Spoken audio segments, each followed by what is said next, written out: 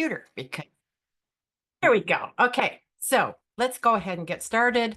And if when you have questions, go ahead and put them in the chat. I'm probably going to address them at the end so that I'll stop the recording and then we can answer all the questions. So, but please fire away. And I've got Brandy here and Alex too. So feel free to ask questions. And if you guys want to answer stuff in the chat for me, that would be awesome as well. My name is Linda O'Donnell. I'm a Fictionary certified story coach editor here at Fictionary. I'm also a certified instructor. I'm a certified copy editor. I know I have no free time. It keeps me out of trouble. I also am a writer, and I am so honored that I have been able to co-write with Christina Stanley, who is our CEO, Secrets to Writing a Romance, which is coming up soon. And now some of you fantasy people might not care about that, but it's been a really exciting experience for me. And boy, I'll tell you what, even if you don't write romance, there's so much to learn about balancing multiple storylines. And we're going to talk about that today.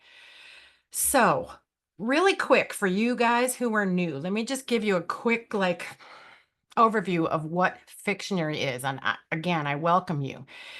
I have found that it is probably the best place for writers and editors that you can find anywhere. So, what is it? It is first and foremost a learning hub where subscribers get access to Fictionary Live classes. We call them Fictionary Live. They're 6-week classes generally. They cover all aspects of the outlining, writing, editing, revising process. You can take them as many times as you like. They're live, they're not recorded, so that it's a very intimate kind of, safe space for you. We've got genre-specific classes that cover fantasy and romance, and then we've got a mystery course coming up, and there's a course on how to do series, and then we have all these books. And the top 4 books are already out, and I'm actually going to put this link, if I do this right, I'm going to put this link into the chat so that if you are interested in the books, you can find those. And if you do get a book and you like it, please write a review because then it helps somebody else find the book. There's all of us writers are always looking for sources. The romance book and the mystery book are going to be coming out later this year, but we always have special classes coming out, things on all kinds of different topics. Then there's the software. If you haven't taken a peek at the software yet, it is a fantastic resource to help you with all the different parts of your writing process.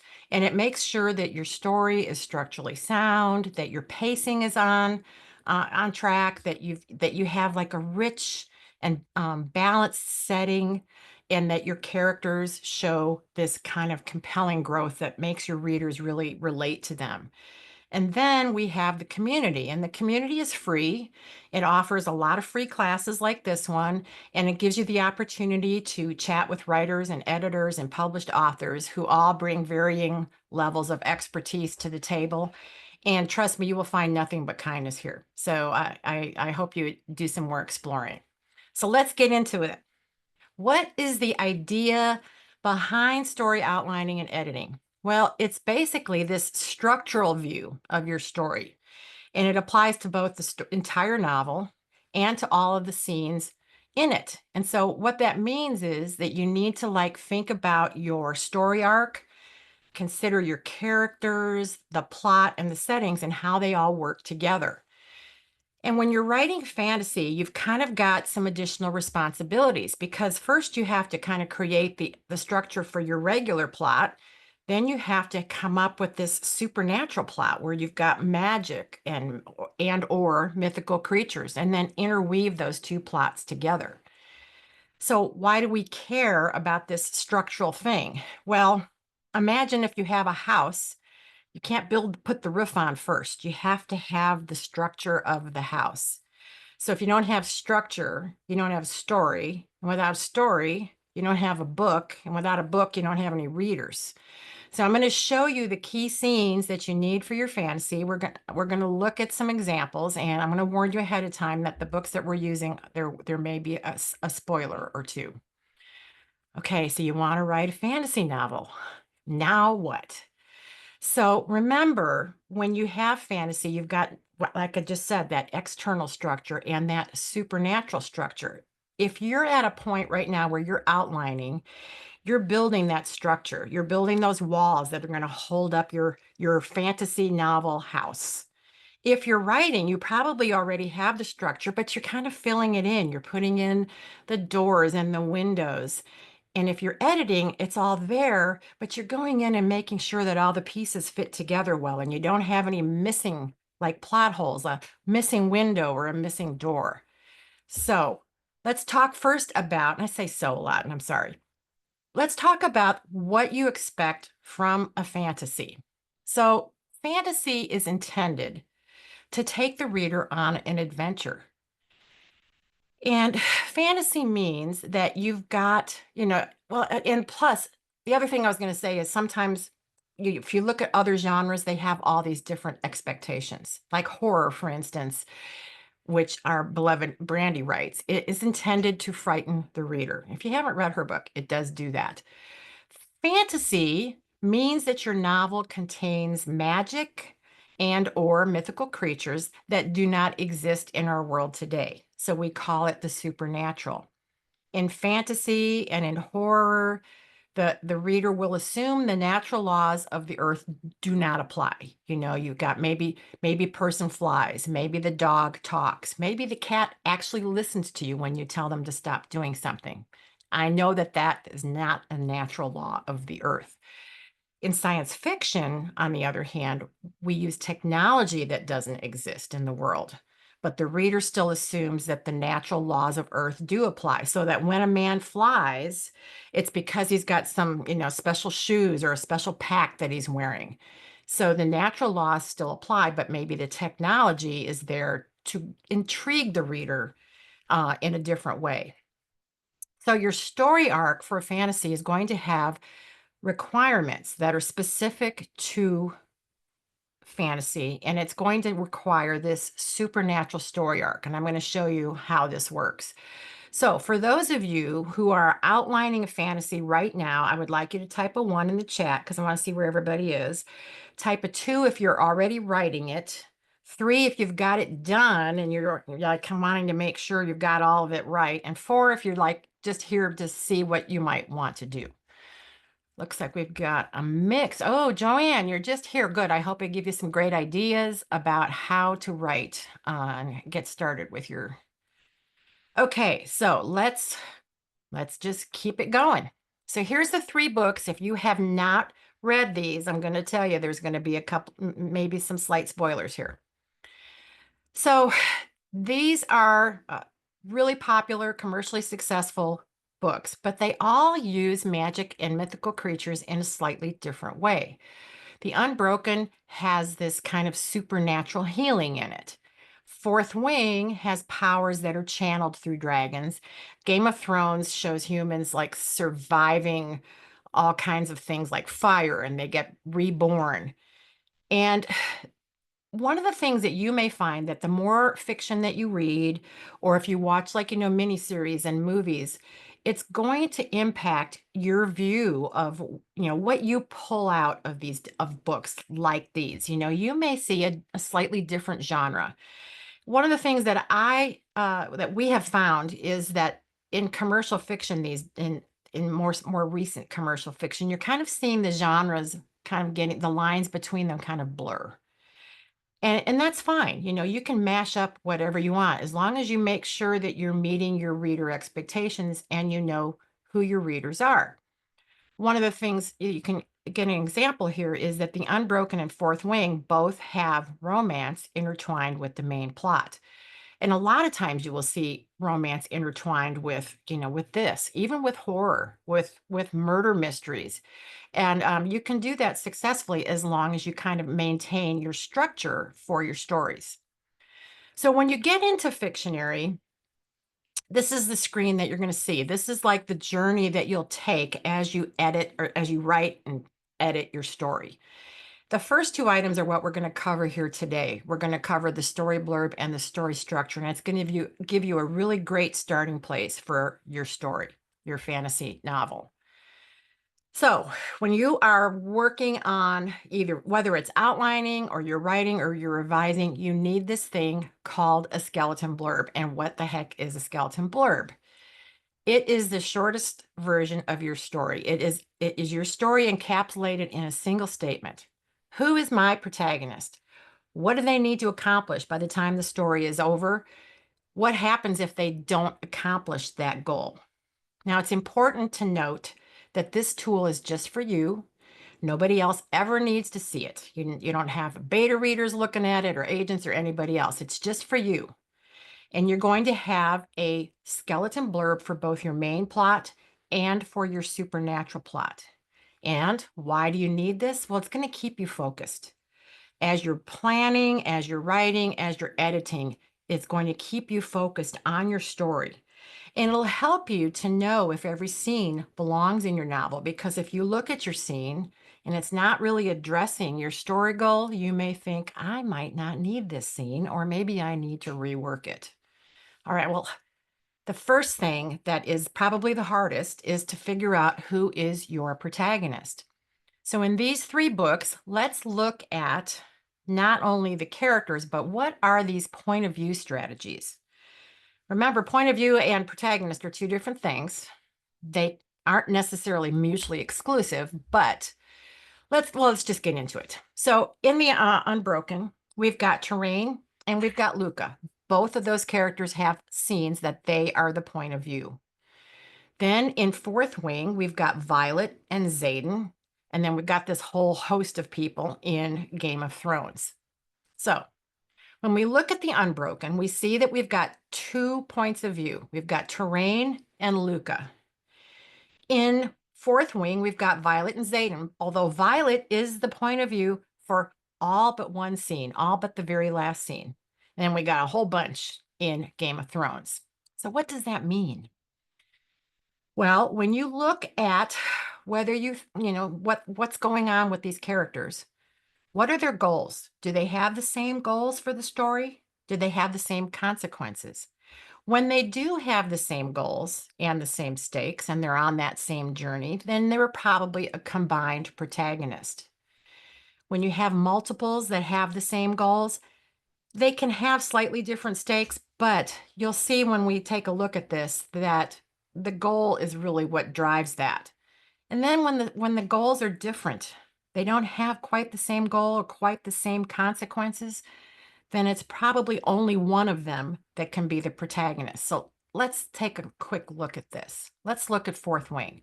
So if we look at the skeleton blurb that we created for Fourth Wing, here's what it is. Violet must use her intelligence to survive the Rider's Quadrant.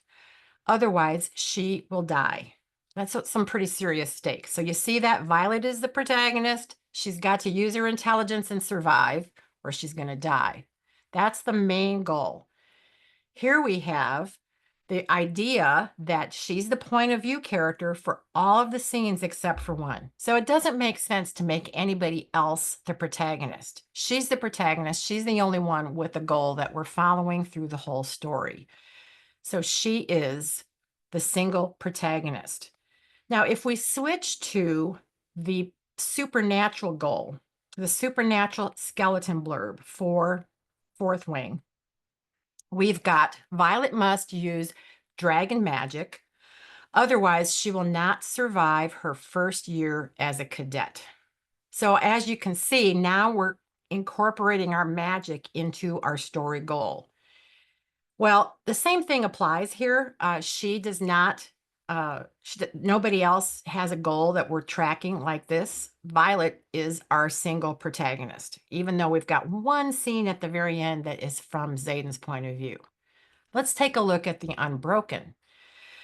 Well, this one maybe a little harder to figure out. We've got Terrain, and here's her skeleton blurb. Terrain must stop a rebellion. Otherwise, she will never gain her freedom. Luca must prove her worth as a leader. Otherwise, she won't become queen.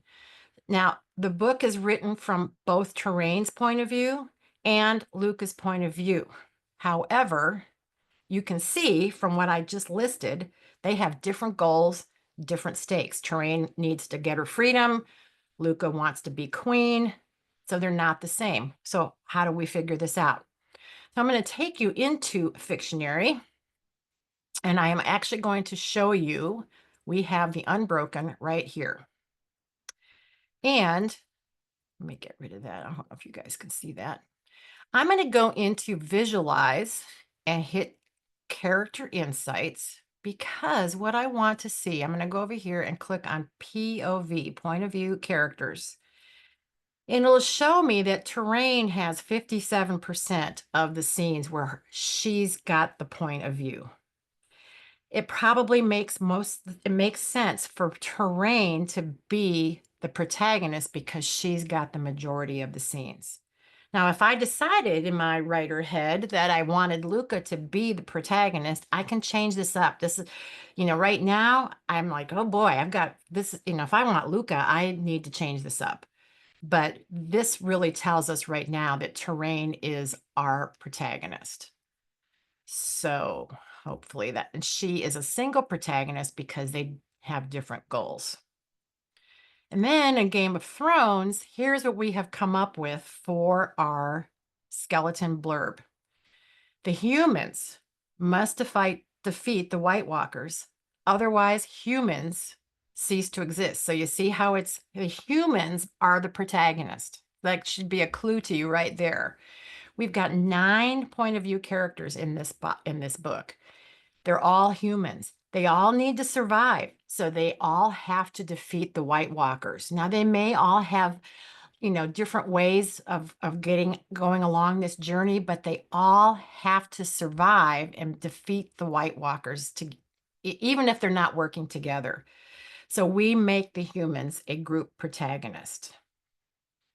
So the next thing that you're going to do is identify your story arc scenes. Now, for those of you who aren't familiar with Fictionary, you may have called them plot points, you may call them beats. But what they are the 5 key scenes that you have to have in your story. These are the walls that are holding up your story. And you need them because if you can't come up with the idea for the 5 scenes, you might not have your story completely fleshed out yet. And you're going to know that based on what I'm about to show you. It also helps you evaluate your story structure, but your pacing. You don't want to have your climax too early. You don't want to have certain things happening too early. If you put those things in and then fill in the rest, you're going to have a much better structure and pacing to your story. Here's a quick, we're going to go through this in more in-depth, but here's a quick look at that fantasy story arc. The inciting incident is that first thing that happens. It's the thing that kicks off the story. It takes your protagonist and just throws them for a loop. It just takes them out of their ordinary world, their everyday life. And it's that challenge that gets issued to them. Then when we get to plot point 2, that is where they decide to accept the adventure. They may accept it reluctantly, but they still have decided, okay, I'm going to go forward. Then in the middle, we have something called a false victory or a false defeat. The course of the story changes a bit. We're going to talk about how you can do that and what kinds of things happen here. Plot point 2 is that dark night of the soul, the all is lost moment. And in a fantasy, this is where the dark forces really threaten the world. And then in the climax, this is where you decide whether or not you want your protagonist to achieve their goal or fail at their goal. So let's look at a couple of examples here. So let's look at Fourth Wing, the inciting incident. This is the challenge. And in the inciting incident for a fantasy, you want to present your protagonist with some kind of a challenge or a problem or some adventure to undertake. And in order to undertake that challenge, your protagonist has to leave their ordinary world. And you can have this happen anywhere up to your plot point 1. Now, what's interesting in Fourth Wing is it happens before we even start the book. What happens is Violet's mother, who is this general, has told Violet that she must join the Riders Quadrant. And it's a very interesting inciting incident because Violet, if you haven't read the book, she's this like super kind of frail, small, breakable person. And she's always wanted to just be a scribe, somebody who's documenting the history and kind of being like a historian, librarian kind of person. And her mother's like, nope, you're going to the writer's quadrant. So her goal has become, oh my gosh, how am I going to survive? So if we did not have this inciting incident, Violet would just stay a scribe and there would be no story. She would never leave her ordinary world. So that is now launching her on a new journey. Then we get to plot point one. This is where the adventure is accepted. The main event in this scene shows the character saying, okay, to the adventure. Yes, and they cannot go back. You don't want them to be able to back off and say, oops, never mind, I'm not doing this. If they can change their decision here, then you're not really moving the story forward. So what happens in Fourth Wing is this is where Violet bonds with her dragon, Taryn. If she does not do this, it's pretty much you either bond with the dragon or they will kill you, and the story is over. So she's got to have this happen here. She bonds with the dragon and moves on. Then you get to the middle plot point. And this is what I was talking about, false victory or false defeat. The protagonist gets a little bit of information here that pushes them in a new direction. Maybe they're facing a difficult moment. Maybe their life is at stake. Maybe the story goal is in jeopardy. But here is where Violet has to get in touch with her magic. If she can't become a writer if she doesn't get in touch with the magic. At this point in the story, they're all determining like what their magic is, what their signet is.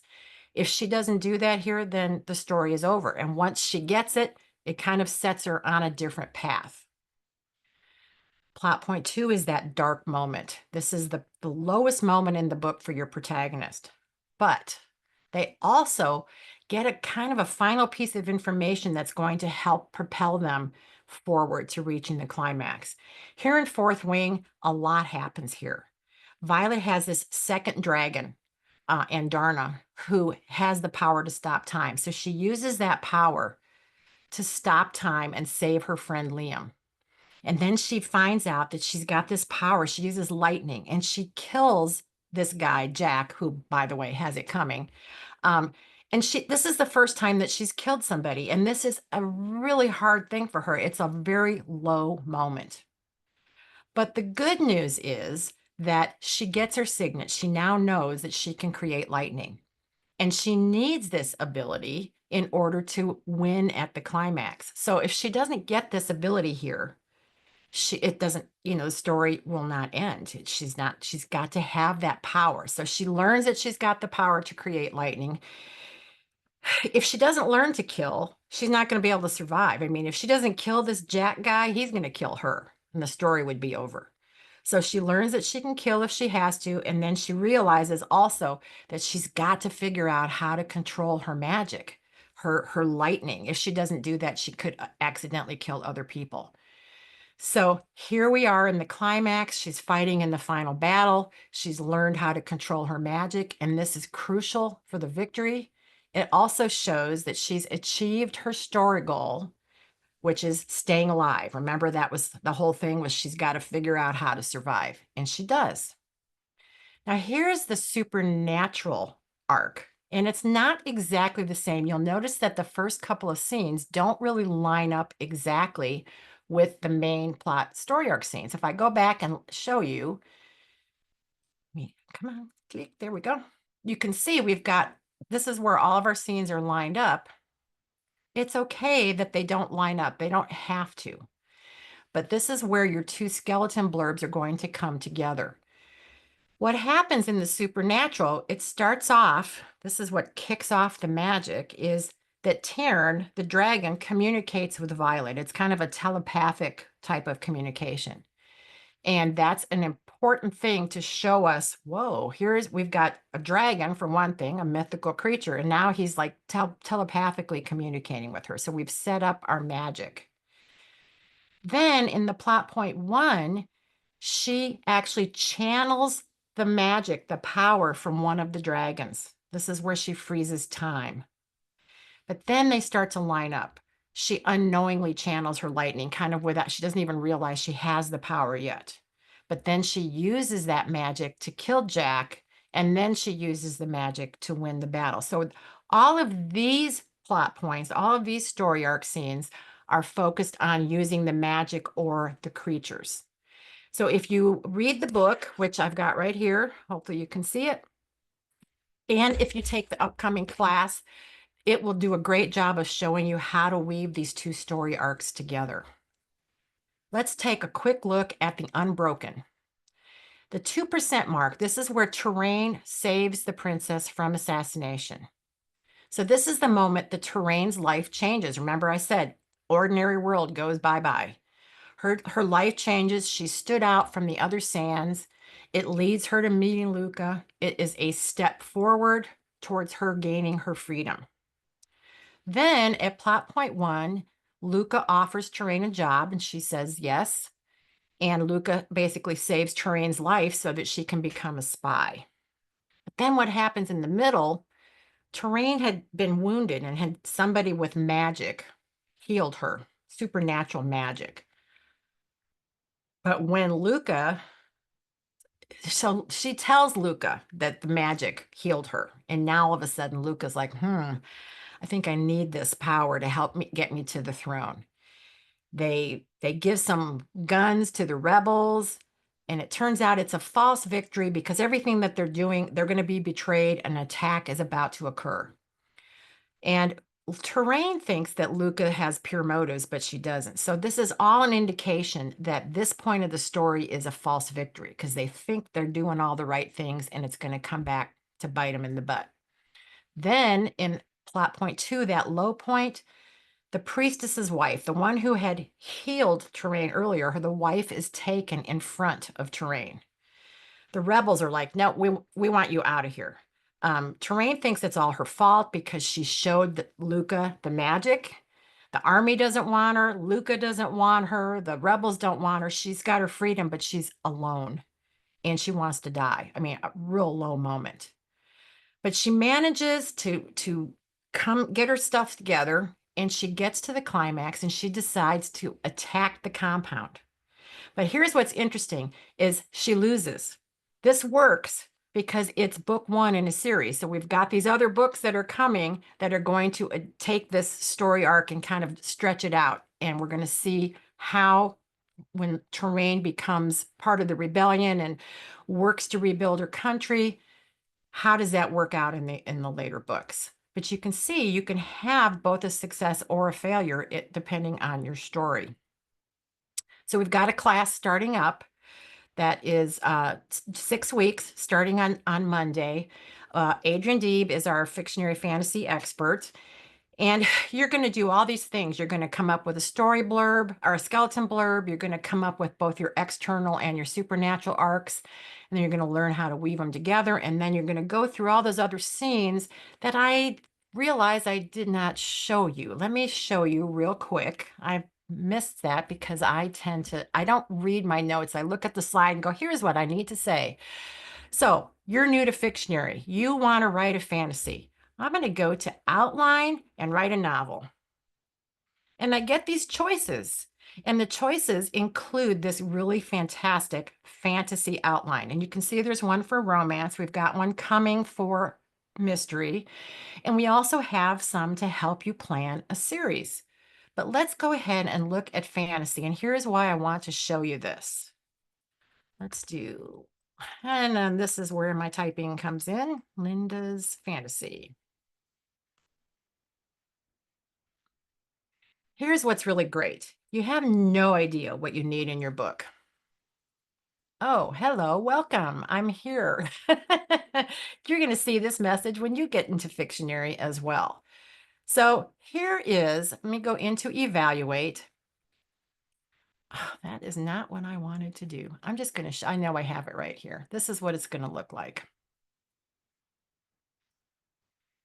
We've got all of these scenes. Some of the scenes that I talked about today are inciting incident for both our external plot and for our supernatural. And if I'm not sure what what did Linda say that needed to be? Well, I click on the scene name. I go over here to the notes, and bingo, there's all this wonderful information about what this scene should have. And when you take the course, are you guys seeing it? Hopefully. Yeah. Okay. Um, you'll see there's all kinds of scenes here. There's reactions and there's resistance and there's all these things that you'll need for your fantasy. And when you take the course, you're going to go through all of these scenes and figure out what you need. And if you've already written your book, then you can use this outline to determine, well, did I put in a scene that shows the reaction to that thing happening? Did I put in this? It's going to help you make sure that you have all of those pieces. And then, okay, back, yay. And of course, I'm just a couple minutes over. But if you're thinking about it, if you can consider signing up, go to fictionary.co because, as I said earlier, this is a great place to get all of these wonderful classes that you can take as many times as you want. And we have all kinds of special sessions that deal with all the aspects of writing and editing and revising and marketing and publishing and all those things. And the hub is growing all the time. And then the software is just, I can't imagine that you won't find it life-changing. It's made my writing 1,000 times better. So I hope that you'll consider signing up because we would love to have you be part of the community. So I'm going to